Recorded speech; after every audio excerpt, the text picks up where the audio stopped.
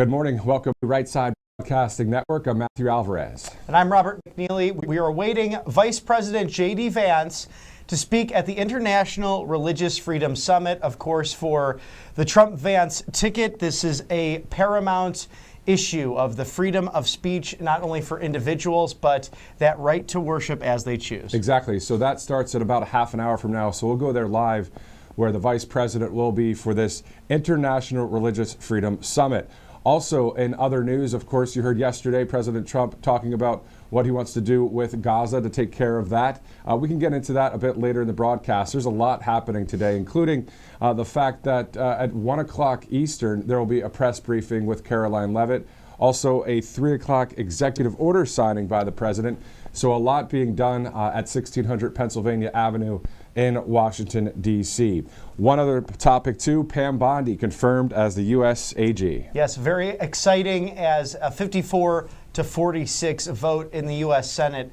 This is a huge relief because she's going to bring back that law and order standard at the Department of Justice. Exactly. So looking forward to that. Also, at about 9:15, the Greater Idaho Movement, if you never heard of it, the founder of that movement will be joining us here at 9:15 Eastern. What they're trying to do is specifically use the part of Eastern Oregon. A lot of people there want to be a part of Idaho. Interesting. We'll have him on at 9:15. As we are now 4 days from the Super Bowl at the Superdome there in New Orleans. Of course, President Trump being the first sitting president to attend such a game, which is quite awesome. I just saw on our RSBN Truth Social account the post about that specific story, so you can check it out as well as we take a live look in New Orleans. Yes, the Caesars Superdome, and we know that Kristi Noem, the Homeland Security Secretary, on the ground working with federal, state, and local partners to ensure that everything is safe, and not just for the fact that President Trump will be there. Of course, the turn of the new year, the Super Bowl, or the Sugar Bowl was also there, where the Super Bowl is being played, number 59. At the Superdome, and we saw that, sadly, loss of life. The police chief, you want to talk about a DEI hire. We saw the terrorist attack that took place during the new year, and people just celebrating, having a good time, and you don't expect something like that to happen, and that postponed that college football game by 1 day as a result. And on top of that, Department of Homeland Security and local, state, county, all sorts of security, obviously, around any Super Bowl. So, it'll be a fun game. Hopefully the Eagles beat the Chiefs. I know that Robert says the Chiefs are going to win. I don't know what you guys are saying. You might not care. You might care. But I know that a lot of people, of course, will be watching. Mm-hmm. Huge ratings. Think about it. I mean, the Super Bowl usually gets big ratings, but when President Trump and the first sitting president is going to be in the building, and then for those of you that like Taylor Swift, she's going to be there. I mean, there's so many people that are going to be there at the stadium for Sunday's game 4 days from now. But back to today's schedule. So, again, 1 o'clock. This will be the third press briefing, Robert, for Karoline Leavitt. Mm-hmm. And it's been quite a relief from the last press secretary, because Karoline Leavitt doing an extraordinary job being accessible to the press, but also holding them accountable, saying that we expect you to tell the truth. And when that doesn't happen, we, the White House, will call you out, and saying that the best spokesperson in the entire White House is her boss, and that's Donald Trump. Exactly. So we're going to see that at 1 o'clock in its entirety here on Right Side. Also at 2:30, President Trump will meet with Governor Greg Abbott of Texas. That is going to happen inside the Oval Office. As of now, it's listed as closed press, meaning there will be no cameras or anything in there. But if there's any change of that, we'll bring that to you. Also at 4 p.m., the president is meeting with Gavin Newsom, the governor of California, in the Oval Office at 4 o'clock. And then before that, at about 3, the president will sign a executive order. Now, this is going to be in the East Room, which is quite interesting. Anytime he signs them, the EO's in the Oval Office, very powerful. It's the biggest position in the land right there. Right. But the fact that he's going to sign this in the East Room means he's going to talk a little bit more about it. Mm-hmm. And we have any idea yet on this specific executive order? Yeah, so right now, no men and women's sports is the executive order, signing that into law. So it looks like this will be actually a bill signed into law. Fantastic. In the East Room. So quite awesome to see that coming up as we get ready to interview someone out of Idaho. Let's go to Matt McCaw. He is joining us from Idaho right now. I know it's, 6:15 in the morning out there. Thanks for waking up with us. Hello, Matt. Not sure if he hears us. All right, we'll try and go back there. If one of our producers can talk to Matt offline and see if we can hear us here at the network. In the meantime, as we get ready to go to him, they talk about that thing in Eastern Oregon where a number of people are wanting to have that cultural divide. They want to get away from Portland and the left wing of things there. And so there's this greater Idaho movement that's happening, and it's being led by this guy, Matt McCaw, and others. This is a story specific, of course, to Eastern Oregon and Idaho, but that's what we do at the network. We want to cover stories that that people bring up and have an effect on the American people. Yes, and there have been similar movements throughout the country. We actually had, on the Illinois ballot, some of the down counties were wanting to get Chicago to either leave the state or to leave Illinois themselves and create almost, in a sense, city-states, of course, non-binding resolutions, but being very popular in smaller counties because in certain situations you have a strong city center that really dominates the entire state and its politics. So Illinois being a good example of this, Oregon being a good example where you have a far left city, far left leadership there, but the rest of the state, big gun owners, hunters, people believing in common sense and the MAGA mission. And that might not work out well statewide, considering they're outnumbered by so many far left people in the cities. Exactly. So we know the left coast per se, but at the end of the day, many people on the so-called left coast. I don't want to call it that again because there's a lot of red going on there in California, in Eastern Oregon, and other areas as well throughout the country. Director, are we ready to go to Matt McCaw in Idaho? Let's go there now to Matt. Matt, thank you so much for joining us. Could you talk to us about the Greater Idaho movement? How did this all start? How long has this been around, and what exactly is it?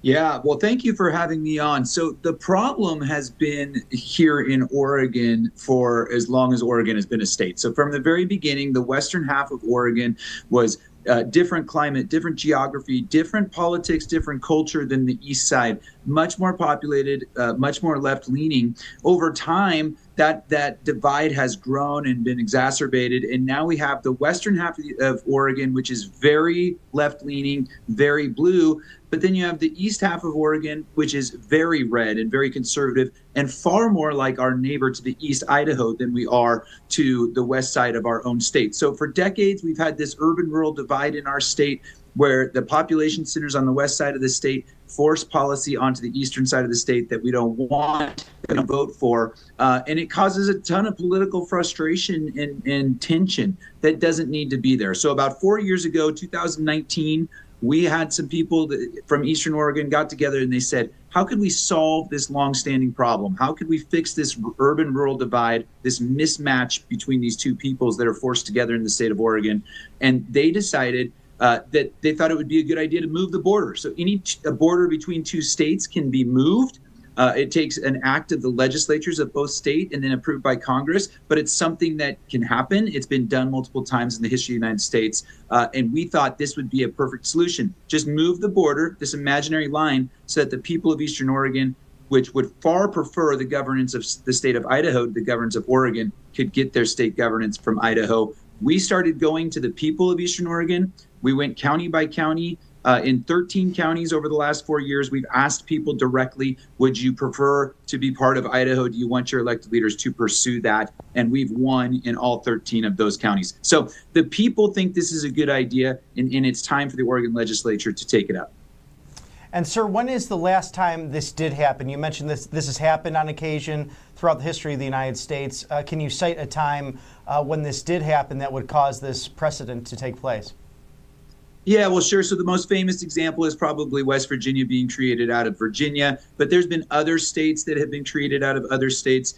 Borders move actually fairly frequently, not on the size that we're talking about. So Oregon and Washington actually used this process, the Interstate Compact process, to adjust the border between Oregon and Washington in 1958. Most people don't know that. Most people don't know that it's a tool that we can use because it hasn't been used now for a very long time, 100 years plus. But it absolutely is a tool that the founders intended for us to use. They did not intend for these imaginary lines to group people and be set in stone for the rest of time. That doesn't make any sense. People change, people groups change, cultures and politics change. We need to update our borders to reflect that. Do you have any numbers on the amount of people? Have they signed a petition? And also, are we talking about Bend, Oregon? Would that be part of Idaho in your kind of move that you guys want to do?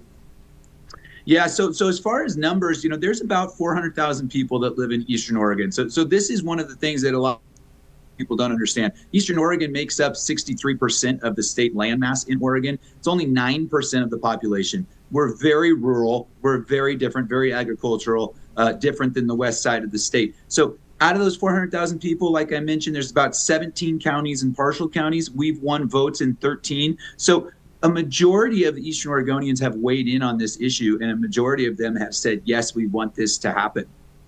It's quite wild. I mean, we've seen on your Greater Idaho Movement website, even the mainstream media, has done a story about it because it's such a out of the box thinking thing. But at the end of the day, there are we the people, Americans in Oregon, that are saying we want to be part of Idaho. So I thought it'd be interesting to highlight that, and I believe that was on CBS, correct? Yeah, so we've been on CBS. We've actually been on every major network, every major publication. People are fascinated by this idea because it is a good idea. And that's what we found. When we put this to voters in Eastern Oregon, most people don't realize you can do this. But when they realize that you can, they say, oh, man, that's a great idea. That makes tons of sense. When we asked people in Idaho, polling was done of people in Idaho, and they said, yes, this is a great idea. Of course, we would like to have these like-minded neighbors join our state. Even people in Western Oregon, when polled and said, if the people of Eastern Oregon vote and say they want to leave for Idaho, should the state of Oregon let them go? Even people in Western Oregon are more in favor of that idea than not. Moving state lines is a tool that's smart, that we could be using to lower political tension and better group our people to government that they actually want. And it's something whose idea has come. And have the Idaho legislature, have they spoken on this yet? Are we just waiting on Oregon? Where does it all stand currently? Yeah, so that's a great question. So both state legislatures have to agree, which makes sense. Any two neighboring states, if they decide that where their border isn't working for those states and they mutually agree to move it, then they can move it through the state legislatures. So in 2023, we were at the Idaho State Legislature, and the Idaho House passed a memorial inviting the Oregon legislature to begin border talks. The governor of Idaho has weighed in. He says he supports this idea, supports talks. So the people of Idaho and the people that represent the people of Idaho see the value of adding Eastern Oregon to their state. They're ready to have this conversation. They've made the outreach to the state of Oregon, and it's the state of Oregon who's holding this back. All right, Matt McCall with the Greater Idaho Movement. Thanks again for waking up early with us. I know it's 6:15 in the morning out there in Oregon, but thanks again for joining us. Very interesting idea, interesting thoughts. Matt, again, thank you so much for joining us on Right Side. Thank you. So that's quite interesting. I mean, Right. That's something that not many states are, having movements about it, but it looks like that's what's happening there in Eastern Oregon. I mean, that's almost 500,000 people saying, I want to be a part of a different state. But, this is interesting too. On the other side of the coin, it's, President Trump is the president for all of course, America, all of the United States. So how would that, go? What direction would it go if something like this were to happen? But again, highlighting this for the people of Oregon, I think, is important because they have a voice. And just wanted to highlight that story, and it was great that Matt can join us. Well, it's fascinating, too, because I saw this up close in the Atlanta metro area at the county level recently, where the state legislature had to weigh in on really the dividing up of the city of Buckhead. And now that has failed, so I won't really dive into why that was, but that was actually something that certain people on both sides of the aisle either were for or against for different reasons. A lot of times this comes down to tax revenue, but we saw that Buckhead City, a neighborhood in Atlanta, very wealthy, had been suffering from a lot of crime since COVID and BLM. It's gotten better over time, but many of the subdivisions hiring their own private security and such. So they wanted that division. It was not supported by the governor ultimately, and then the state Senate did not move forward with it, rather at the last minute, which was interesting to watch. Now with Fulton County, if you're paying attention to any of that, a very diverse, very large county, much larger than even a congressional district, and they're now considering potentially dividing it into north and south. So this does happen on certain maps, and we've seen that in the Atlanta area really ever since Reconstruction, the Civil War, how the different maps and counties have changed lines based on where people stand. So that's interesting. So within the county level, you're Right. saying it's happened, but obviously not happened since, as he referred to, Virginia and West Virginia, Right. several decades ago, of course. All right, let's thank some of our sponsors here at the network. This is Colonial Metals Group. This is all about gold and silver and a tax-sheltered IRA, a 401k. All you have to do is go to freegoldguide.com/RSBN, and you can get this great gold guide. This is good to have because you want to know about the company. Obviously, you can go to the website too and go to that QR code, but to have an actual info kit you can hold is Right. good. Well, it gives you some options here. You can shield your savings now with that QR code, as Matthew mentioned, but this is also no obligation. And if you have properties and assets, a 401k and IRA ideally, nice to have the things that have stood the test of time against inflation, and that's truly gold, silver, and precious metals. So don't delay. Go to Colonial Metals Group today. freegoldguide.com. All right, it's 9:18 on your right side of the screen there. That is the International Religious Freedom Summit. That's a beautiful backdrop there. We're going to see the Vice President, JD Vance, speaking shortly. As soon as he starts, we will go there live. Also, if you're just joining us today, we'll have a lot of coverage from the White House, both from the press briefing room at 1 o'clock for White House Press Secretary Carolyn Leavitt. And then at 3 o'clock, President Trump will be signing a bill into law in the East Room. Yes. And I was thinking earlier today, and I posted this on Truth Social, after everything President Trump has been through and has overcome, he's literally going all out for the American people and the free world. Yeah, we're seeing that, especially yesterday with the announcement that I think came as a surprise during the press conference with Prime Minister Bibi Netanyahu regarding that the United States, if necessary, will occupy that Gaza Strip along with Israel in order to bring tourism dollars, to bring new buildings, because as we've seen, generational warfare, President Trump considering helping move the Palestinian population into places like Jordan, Egypt, potentially Saudi Arabia. That'll be very interesting to watch because it's something that President Trump signing earlier an executive order with more sanctions on Iran. He said he did not want to do it. He wants the Persian culture to prosper there, and it once did before the removal of the Shah and the Iranian Revolution. In fact, I actually have a dear friend who's an Iranian doctor, and his family left during those tumultuous times. So they once did have freedom, and God willing, they do have that again. Even if you have a copy of Time magazine from the 50s, you look at these beautiful pools and people hanging out, it almost looks like Las Vegas. No, it's Iran. And it's the Persian culture on full display. What you see now throughout the Middle East with Sharia law, and a lot of times where women are fully covered, where you can only see their eyes, that's something that's really recent of the ISIS caliphate. This has been something of the last couple of decades, and really something that is not even traditional Arab garb or traditional Islamic garb, religiously speaking as well. So quite an announcement yesterday, and we'll see how that proceeds in the coming days, diplomatically speaking. Exactly, and if there's any information that is reportable from the White House about Gaza or anything moving forward, we will bring that to you as soon as we see any kind of release, that kind of stuff, over the next 24 to 48 hours, as that announcement made just yesterday. When President Trump said historic speed and historic strength, he was not kidding when he spoke that. I mean, it is pedal to the metal. And again, he went through so much over the past 4 years. He's just going all out, pedal to the metal for the country and for the free world. So it's quite interesting to see that. Let's shift back to the International Religious Freedom Summit. About 9:30, so in a few minutes now, the Vice President will be speaking there. The Vice President out and about a lot, isn't he? Oh, President Trump is putting him to work because really there are core functions and duties being the first in line of succession to the presidency, one being the president of the Senate. We saw him with the tie-break vote for Pete Hegseth to become the Secretary of Defense. So it was fun. He had shared on True Social, I did not expect to vote again so soon in the Senate, now being a former senator, but he was called in to do that.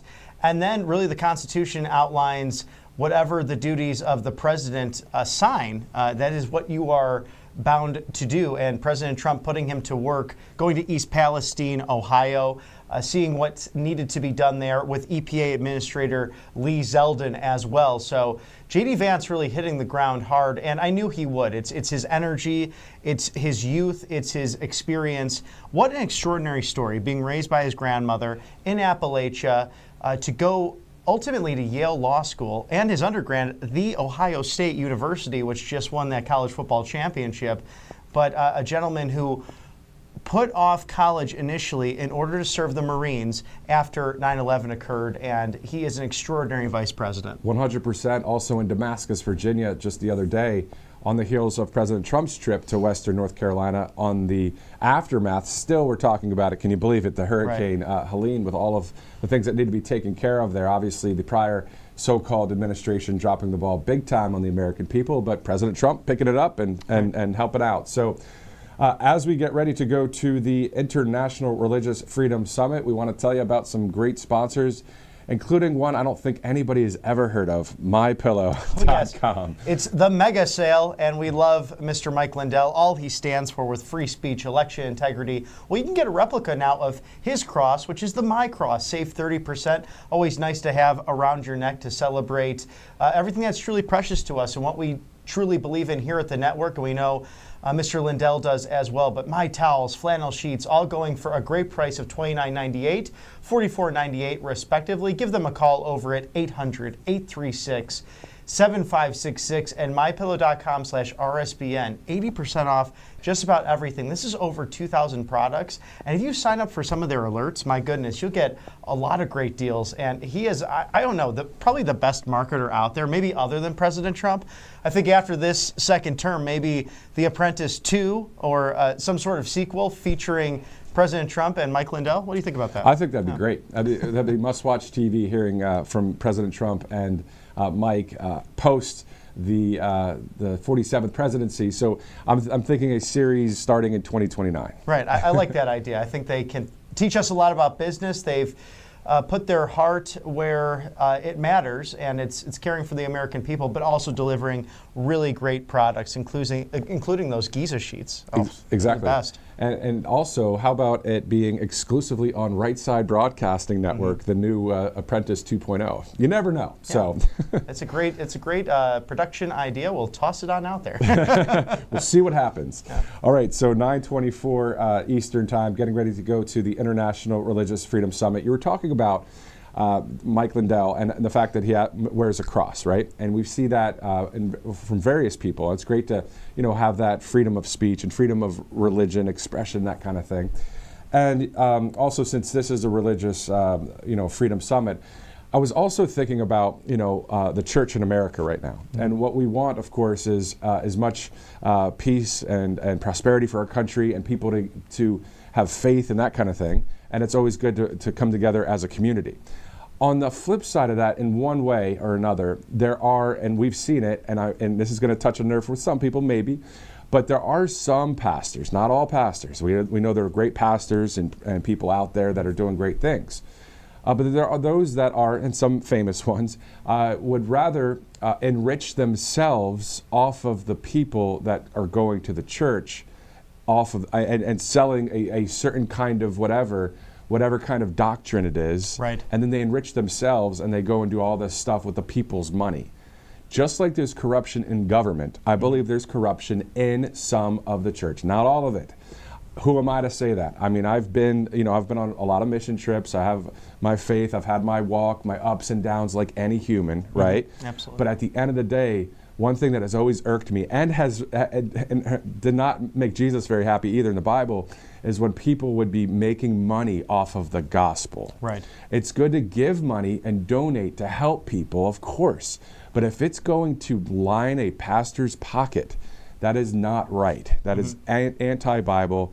And I know that I'm preaching to the choir to a lot of people that are saying, amen, actually. That's true. Not all pastors, of course, but the ones that enrich themselves off of the gospel from the people's money that are hardworking, honest people thinking they're doing the right thing, giving to God, and then the pastor just puts the money in the pocket and goes and spends it all on their own stuff. Not very cool.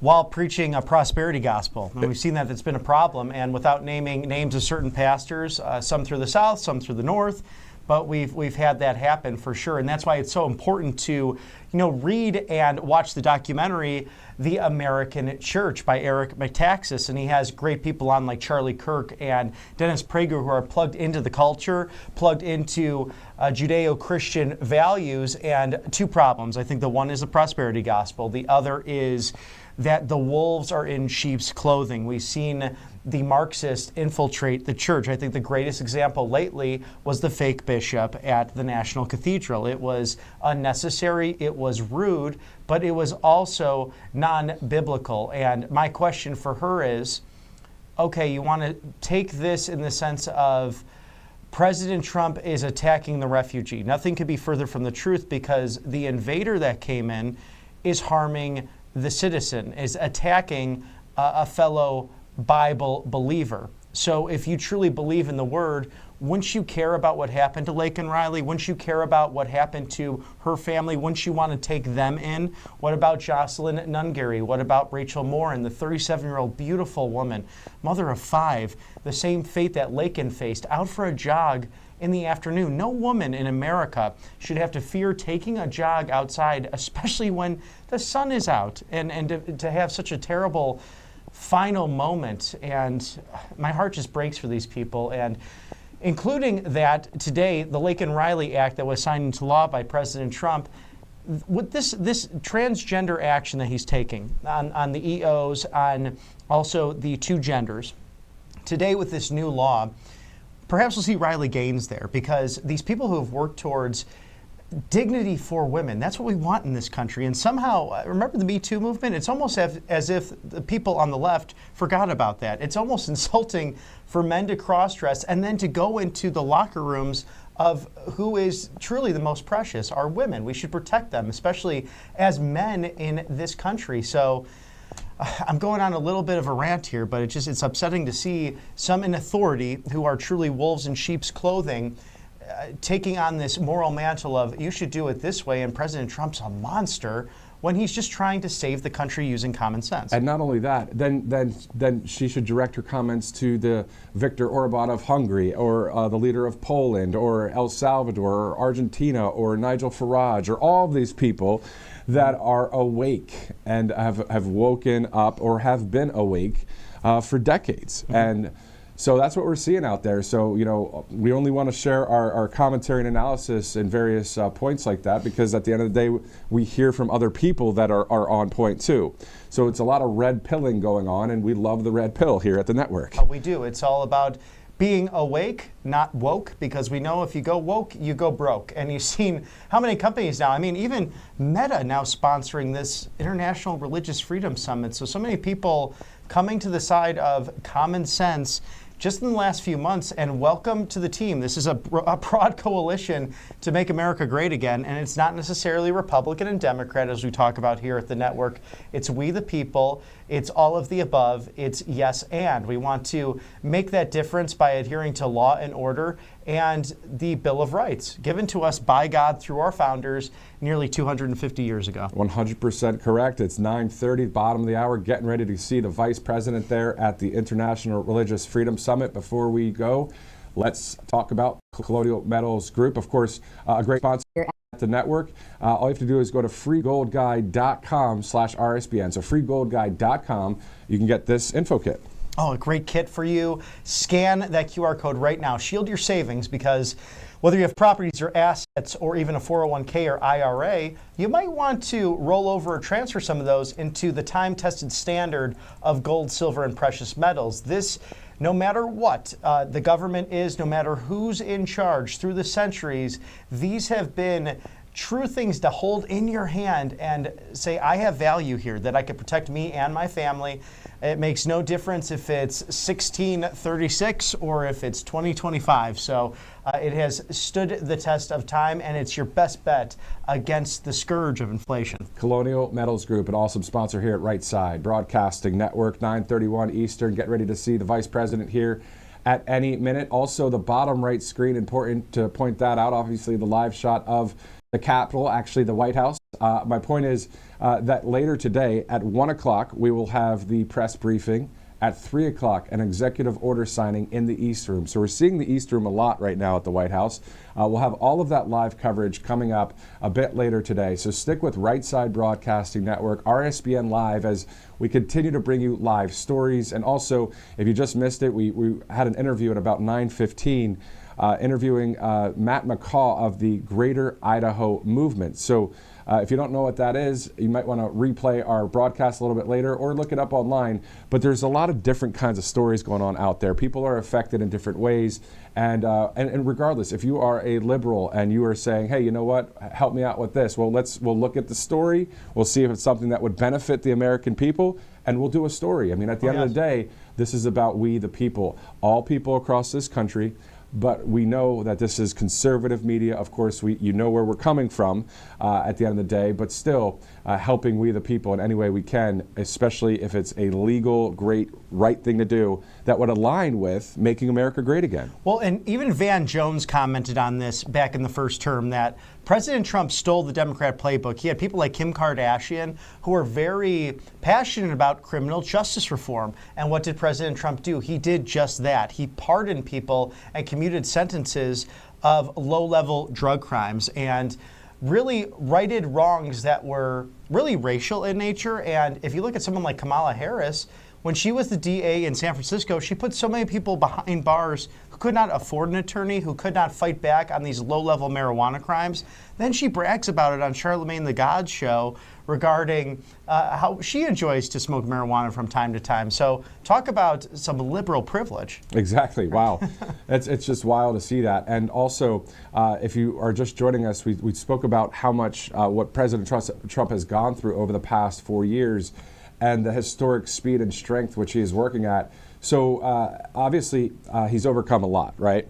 Mm-hmm. So he's literally going all out for the American people and the free world right now. Mm-hmm. Let's highlight some of the things, of course, you guys know, but just to bring more context to that statement about going all out. And then, of course, we'll go to the Vice President as soon as we see him there and as soon as that event gets started in D.C. Obviously, the lawfare right. and J13 and the constant, back in the day, the impeachments, the hoaxes, all the attacks, not only through the fake news press, but just on and on and on. We'll talk about that in a bit. Let's go there live right now to D.C. It's great to be here this morning, and I hope you guys are having a successful conference. I will say there is a certain irony in speaking on the topic of religious liberty because my 7-year-old who is not in school today was forced to come to work with his dad and feels that his liberties are being threatened at this very moment. So he's backstage, probably not watching the speech, hopefully watching cartoons, but I appreciate you all having me. And I want to give a special note of thanks, of course, to Ambassador Sam Brownback, my dear friend, to Katrina Lantos Sweat, Peter Burns, and other faith leaders, government officials, and, of course, many survivors of religious persecution. Thank you all for convening and participating in this summit, which is on a topic whose importance, unfortunately, grows with each passing moment, and hopefully our new administration can help.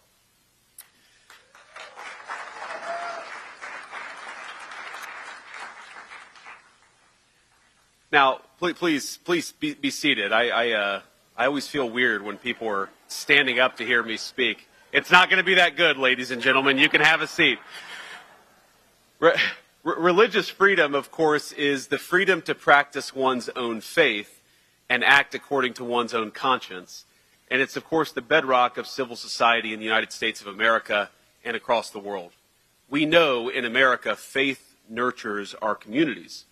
At home and abroad, it fosters a love for one's neighbors. It inspires generosity and service. It calls us to treat one another with dignity, to lift up those in need, and to build nations grounded in moral principle.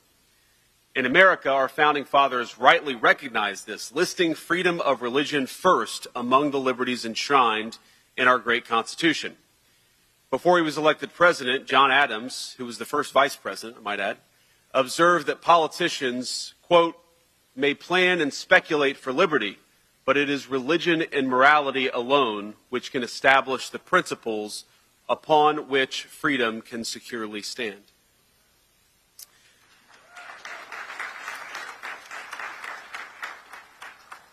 Now, of course, that's an important lesson for any lawmaker in this room, but for all of us in this room. But I'm here this morning in part to reflect not only on the words of our founders, but especially on those of their own intellectual forebears, the church fathers of classical Christianity, to which we owe the very notion of religious liberty. And I know we have people of every faith here, but it is, I think, a conceit of modern society that religious liberty is a liberal concept, but we know that religious freedom flows from concepts central to the Christian faith in particular, the free will of human beings and the essential dignity of all peoples. We find its foundational tenets in the Gospels themselves, with Christ's famous instruction to render unto Caesar that which is Caesar's, and unto God that which is God's. Early Christians, of course, suffered greatly, and unfortunately, many Christians still suffer today, at the hands of oppressive state power. It weighed heavily on the church's first theologians and apologists. Reacting to the persecution of his fellow Christians in the 3rd century, the early church father Tertullian of Carthage published an open letter to the Roman consul. In it, he advocated the freedom to practice one's faith according to his or her conscience, and I'm quoting, "It is only just and a privilege inherent in human nature that every person should be able to worship according to his own convictions. The religious practice of one person neither harms nor helps another. It is not part of religion to coerce religious practice, for it is by choice, not coercion, that we should be led to religion." End quote. Now, perhaps unsurprisingly, it was the same church father who is credited with first coining the phrase religious liberty. Decades later, another Christian apologist would go on to advise Emperor Constantine, quote, "Religion cannot be imposed by force. The matter must be carried on by words rather than by blows." And of course, this line of thought runs from the early church fathers to now the modern era, where we recognize that we can't force our faith on anybody. America's founders recognized that their own writings was in dialogue with these philosophical predecessors. In his personal correspondence, Adams himself made references to both Tertullian and other church fathers. Thomas Jefferson owned an edition of Tertullian's collected writings, which he marked up and which today sits in the Library of Congress. In fact, in a personal copy of his own notes on the state of Virginia, Jefferson went so far as to handwrite Tertullian's quote about faith in the margins of a passage on religious liberty. This is the legacy that has guided America's political principles from the founding to this very day. We remain the world's largest majority Christian country, and the right to religious freedom is protected by the people for everybody, whether you're a Christian, a Jew, a Muslim, or no faith at all. But religious liberty is not simply, as we all know, about legal safeguards. It is also about fostering a culture in which faith can thrive, so that men and women can fully appreciate and respect the God-given rights of their fellow citizens. Because one of the wonderful apparent paradoxes of religion is that in connecting us to the sacred and to the universal, it deepens our commitment to the particular, to our neighbors, to our obligations to one another, to the individual communities that all of us call home. I know that many of you came from all over our country, and I know that many of you know that I come from a poor part of our country. And growing up, my family and I, we were Christians, but we weren't regular churchgoers. My grandmother, who raised me, was a deeply faithful woman in her own way, but she was skeptical of institutionalized religion and rarely attended Sunday services herself. But on the occasions when we did go, whether it was with her or later with my father to his Pentecostal church in southwestern Ohio, and certainly now as a member of my own congregation, I was always struck by what I saw, and I will tell you that my grandma once told me that in the area of eastern Kentucky where she grew up, even the Episcopalians were snake handlers. I don't know if that was true, but that was just Mama's little spin on her own community. But think about it. Church was a place, and still is, where people of different races, different backgrounds, different walks of life came together in commitment to their shared communities and, of course, in commitment to their God. It was a place where the CEO of a company and the worker of a company stood equal before their worship of God. It was a place where people united not just in the pews but in acts of service, on mission trips, charity drives, and in rallying around one another in times of sickness or grief, or of course in celebration of new life. Are these not the kinds of bonds and virtues that lawmakers today should strive to cultivate? Well, I'm pleased to say that they certainly were in the first Trump administration, and they will be even more so in the second Trump administration.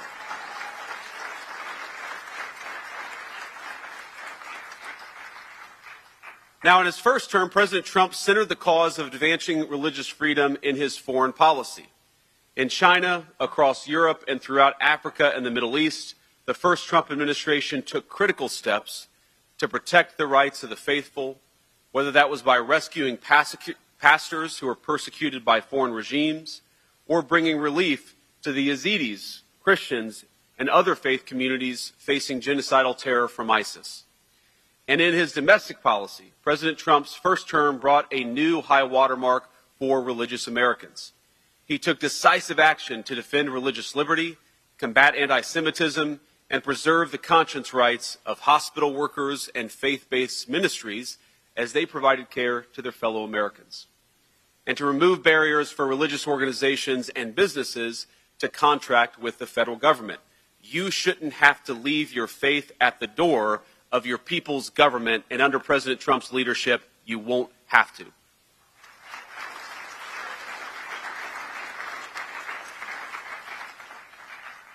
Now, we are only in the third week of his second term, but I think it's safe to say we've accomplished maybe more in the last 2 weeks than a lot of administrations have in a few years.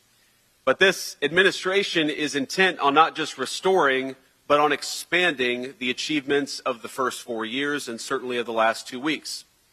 And in this short period, the President has issued orders to end the weaponization of the federal government against religious Americans, pardon pro-life protesters who were unjustly imprisoned under the last administration,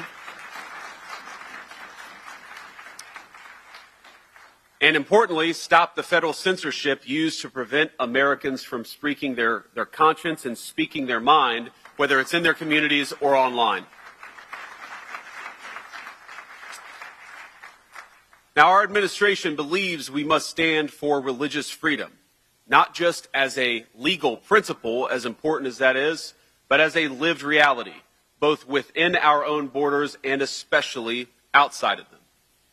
In recent years, too often has our nation's international engagement on religious liberty issues been corrupted and distorted to the point of absurdity. Think about this. How did America get to the point where we're sending hundreds of thousands of taxpayer dollars abroad to NGOs that are dedicated to spreading atheism all over the globe? That is not what leadership on protecting the rights of the faithful looks like. And it ends with this administration.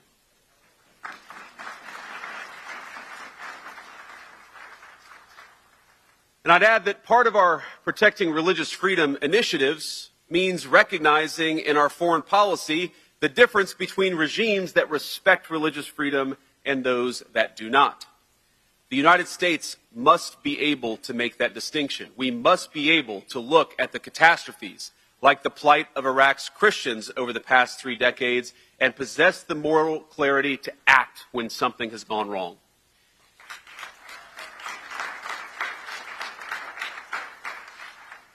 Now, this administration stands ready to do so, and thankfully, President Trump chose to nominate as Secretary of State one of my dear friends, and I believe one of the great living champions of religious liberty across the globe, a person whose dedication to religious liberty flows from his faith in the same way that mine does. And of course, that's our great Secretary of State, Marco Rubio, confirmed 99-0 by the U.S. Senate.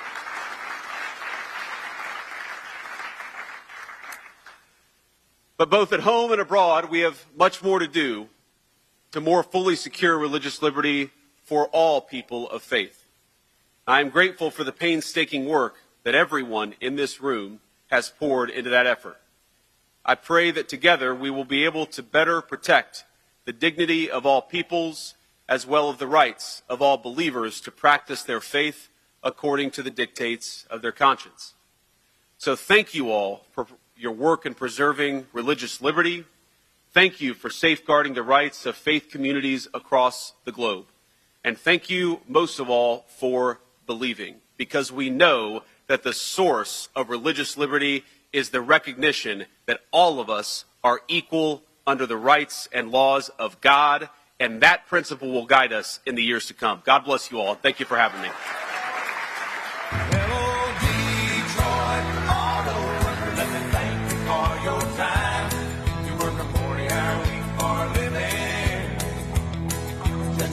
On down the line.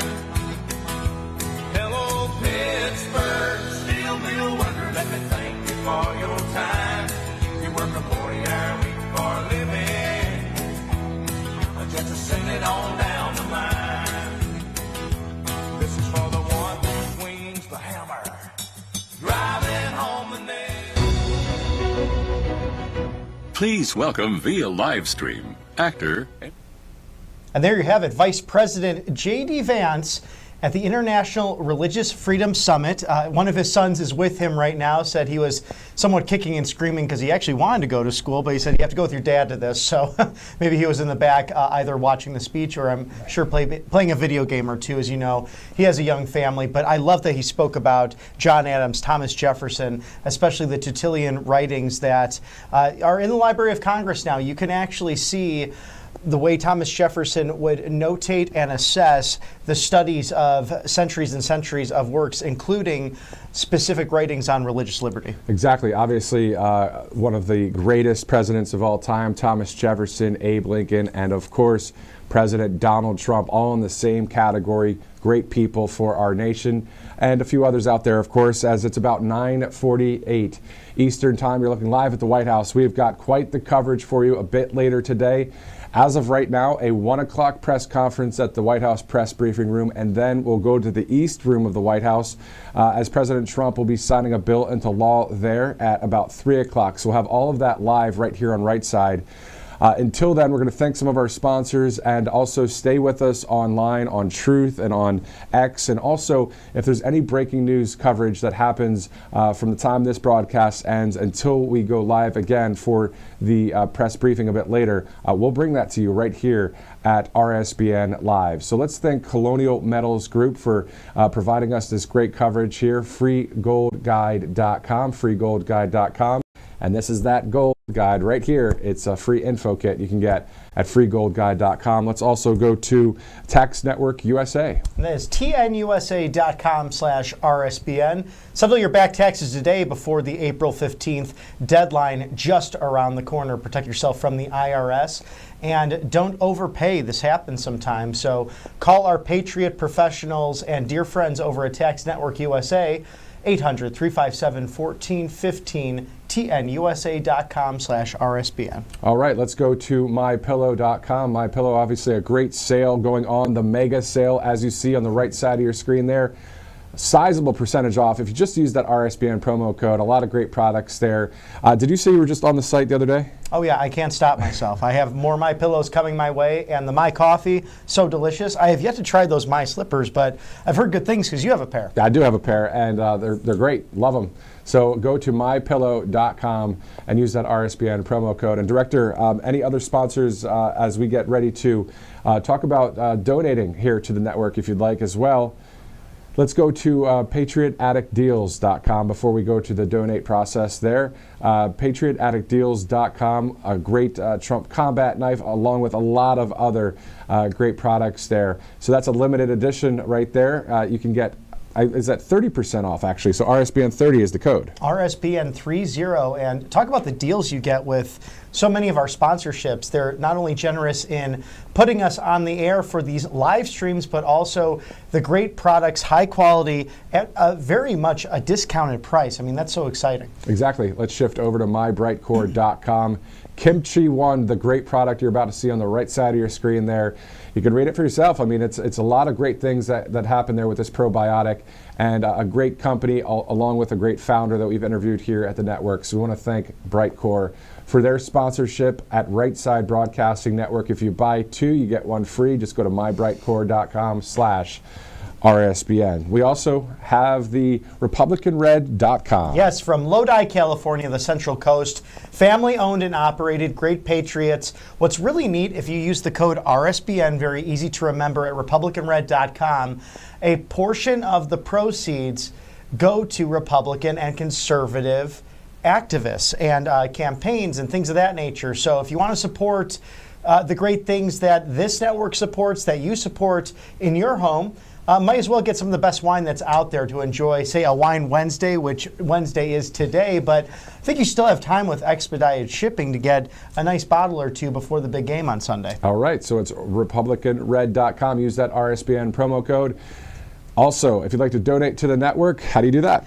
You go text RSBN to 801-801, a very easy way to do that, or visit rsbnetwork.com/donate. You can also go to rsbnetwork.com/newsletter if you'd like to subscribe, and then you'll have that coming into your inbox or regular text of some of the great writers who are here at the network as well, keeping you plugged in. And if you're on X or Instagram, Facebook, Getter, Truth Social, the plethora of other social media apps that are out there, hey, we're out there streaming, so please like, share, and subscribe with at least one person today and get the word out there for the new media. And we know that with Caroline Levitt, our wonderful White House press secretary, she's doing such a fantastic job. Whitehouse.gov/new media. You will have new voices, not the traditional legacy media that likes to spin the fake news and almost, like they're competing with President Trump. Like that's even level playing field. My goodness, he's way above them, always playing 4D chess. But it's nice to see that real citizen journalists have voices now, especially with this White House. Exactly. And speaking of the White House press briefing, that will happen at 1 o'clock today Eastern Time. We'll have it for you right here on RSBN Live. For Robert McNeely, I'm Matthew Alvarez. We'll see you a bit later.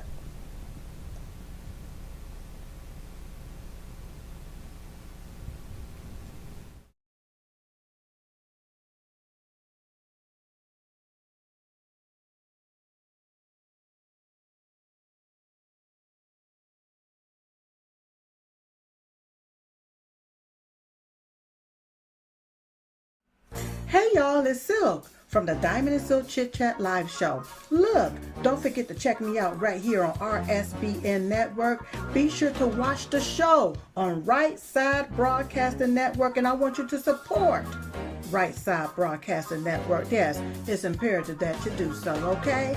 I look to see y'all soon. Bye-bye. Parents and grandparents, the 2024 Kids Guide to President Trump is here, and it's free. As a bonus, your child gets a free issue of Everbright Kids Magazine and Activity Book, and a free video lesson. Order now at freetrumpbook.com. That's freetrumpbook.com. I'm excited to announce that we're having our first ever mega sale on overstock clearance and brand new products. For example, save over 50% on this season's flannel sheets. Queen size only $59.98. Kings only $69.98. They sell out fast every year, so order now. Save 20% on our brand new My Crosses. They're designed in the likeness of the one I've worn every day for over 20 years. They come in men's and women's, and they're made right here in the USA. Get our 2025 6-piece My Towel sets for only $29.98. Our initial quantities are extremely low, so get them now before they go. And our best-selling standard My Pillows, just $14.98. So go to mypillow.com or call the number on your screen. Use this promo code to take advantage of our first ever mega sale. But wait, remember that $75 free shipping rule? Well, that ship is sailed, because right now, every order ships absolutely free. Welcome to Right Side Broadcasting Network, your trusted conservative news outlet. At RSBN, we deliver the truth when the mainstream media falls short. Since 2015, we've proudly broadcasted every single one of President Trump's iconic MAGA rallies, bringing you the excitement and energy live before anyone else. By watching RSBN, you get an unfiltered front row view of the action on the ground. We interview the crowds to give a voice to millions of Americans just like you. We show you President Trump's speeches in their entirety, free from interruptions and censorship. We cover the stories that matter to you with the integrity and passion you deserve. Thank you for choosing RSBN as your home for America First News. Together, we stand strong, united, and informed. So join us and be part of the right side of history.